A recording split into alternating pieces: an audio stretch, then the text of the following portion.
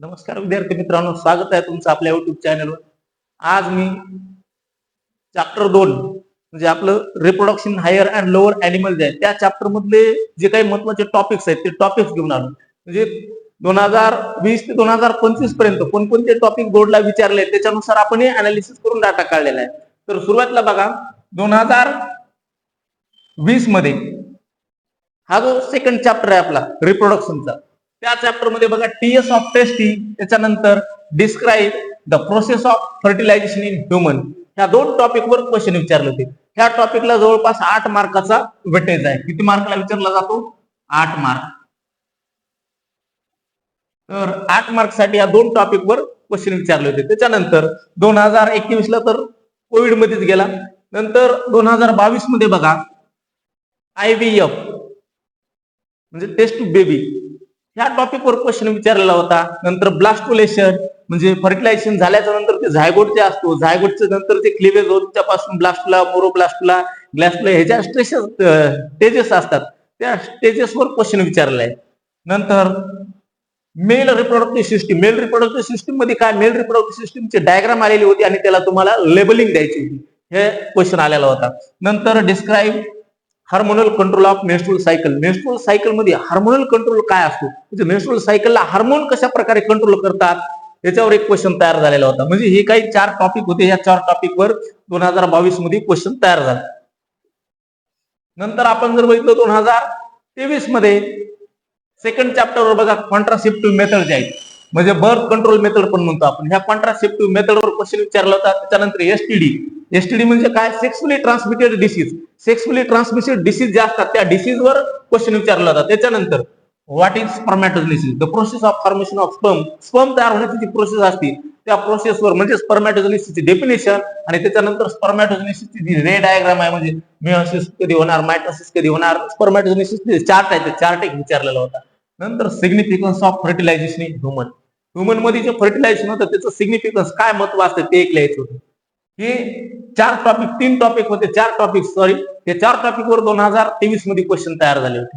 आणि 2024 मध्ये जे क्वेश्चन आले ते बघा, एसटीडी परत 2024 मध्ये पण विचारण्यात आलं. त्याच्यानंतर असिस्टेड रिप्रोडक्टिव्ह टेक्नॉलॉजी, म्हणजे समजा इनफर्टिलिटी असेल तर त्या इनफर्टिलिटीतून ओव्हरकम होण्यासाठी, म्हणजे इनफर्टिलिटीतून फर्टाईल होण्यासाठी कोणत्या टेक्निक वापरतात, त्याच्यात बघा झिप, झायगोट इंट्राफॉलिपियन ट्रान्सफर, त्याच्यानंतर IVF, हे सगळे असिस्टेड रिप्रोडक्टिव्ह टेक्नॉलॉजीचा पार्ट आहे. नंतर हिस्टॉलॉजिकल स्ट्रक्चर ऑफ टेस्टीचं जे हिस्टॉलॉजिकल स्ट्रक्चर, त्याचे डायग्राम काढून त्याचं एक्सप्लेनेशन द्यायचं होतं. म्हणजे टेस्टीवर इथं पण रिपीट क्वेश्चन झालेला आहे. नंतर जर बघितलं आपण 2025 मध्ये लेटेस्ट मागच्या वर्षी जे क्वेश्चन पेपर होता त्याच्यात जर तुम्ही बघितलं तर बघा इनफर्टिलिटी, म्हणजे याच्यावर केस बेस्ड क्वेश्चन तयार होता, की असं सांगितलं होतं त्या क्वेश्चन मध्ये की समजा एक वुमेन आहे, इनफर्टाईल आहे. इनफर्टाईल कशामुळे आहे, तर तिची जी फॉलोपियन ट्यूब आहे ती ब्लॉकेज झालेली आहे. तर तिला फर्टाईल होण्यासाठी, म्हणजे तिला जर लेकर व्हायचे असतील तर काय करावं लागेल, तर काय करावं लागतो, IVF हा पर्याय निवडावा लागतो. म्हणजे केस बेस्ड क्वेश्चन आलेला होता. नंतर स्पर्मॅटोजेनेसिस वर पण क्वेश्चन आला होता, MCQ आला होता. स्पर्मॅटोजेनेसिस मध्ये डिफाईन स्पर्मॅटोजेनेसिस एका मार्क साठी आला होता स्पर्मॅटोजेनेसिस. नंतर स्पर्म बँक वर पण आलेला होता. स्पर्म बँक डबल झालं का, इथं स्पर्म बँक आणि इथं स्पर्म स्ट्रक्चर करा, कारण स्पर्मच्या स्ट्रक्चरवर एक क्वेश्चन आला होता. स्पर्मचं स्ट्रक्चर आहे त्याच्यावर MCQ तयार झाला होता. आणि स्पर्म बँक म्हणजे गेल्या वर्षीच्या क्वेश्चन मध्ये बघा जे काही समजा स्पर्म बँक, त्याच्यानंतर स्पर्मचं स्ट्रक्चर, स्पर्मॅटोजेनेसिस आणि इनफर्टिलिटी, या 4 टॉपिकवर क्वेश्चन तयार झाले होते. आता याच्यानुसार एक्सपेक्टेड क्वेश्चन जर बघितले आपण, एक्सपेक्टेड क्वेश्चन किंवा एक्सपेक्टेड टॉपिक जे 2026 ला येऊ शकतात, त्याच्यात जर बघितलं आपण टीएस किंवा हिस्टॉलॉजी ऑफ टेस्टिंग महत्वाचं बीट आहे, कारण मागच्या 5 वर्षामध्ये 2-3 वेळेस रिपीट झालेला आहे. नंतर ह्युमन फर्टिलायझेशन आणि सिग्निफिकन्स, ह्युमन मध्ये फर्टिलायझेशनच्या स्टेप्स असतील किंवा ह्युमन मध्ये फर्टिलायझेशन कसा होतं ते आणि त्याचे काय महत्व असतात, म्हणजे सिग्निफिकन्स ऑफ फर्टिलायझेशन.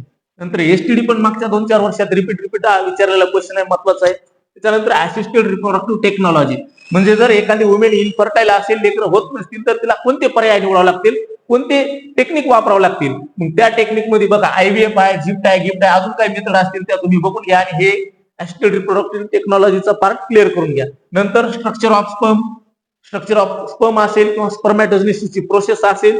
आता मागच्या 5 वर्षात कधीच विचारलं नाही ओजेनेसिस काय असतो किंवा फिमेल रिप्रोडक्टिव्ह सिस्टीम, त्याच्यावर क्वेश्चन विचारलाच नाही, पण ह्या वर्षी विचारू शकतात. त्याच्यामुळे ओजेनेसिस आणि फिमेल रिप्रोडक्टिव्ह सिस्टीम हे तुम्ही कव्हर करून जा.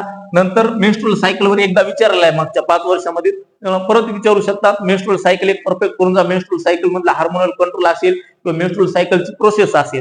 त्याच्यानंतर accessory glands of male reproductive system, कारण मेल रिप्रोडक्टिव्ह सिस्टम मध्ये स्पर्मॅटोजेनेसिस विचारले, बाकी सगळ्या गोष्टी विचारल्यात, पण मेल रिप्रोडक्टिव्ह सिस्टम मध्ये जे ऍक्सेसरी ग्लँड्स आहेत म्हणजे bulb urethral Gland, prostate Gland, seminal vesicle, या ग्लँड आणि या ग्लँडचं सिक्रेशन काय असते, याचं फंक्शन काय असते, याच्यावर अजून क्वेश्चन विचारला नाही. त्यामुळे हे करून द्या, येऊ शकते हे पण. बघा हे काही एक्सपेक्टेड टॉपिक आहे. हे टॉपिक केल्यानंतर 100% तुम्हाला परीक्षेमध्ये चांगले मार्क मिळतील. म्हणजे एवढे टॉपिक केले म्हणजे तुमचा सेकंड चॅप्टर जे आहे परफेक्ट होतो.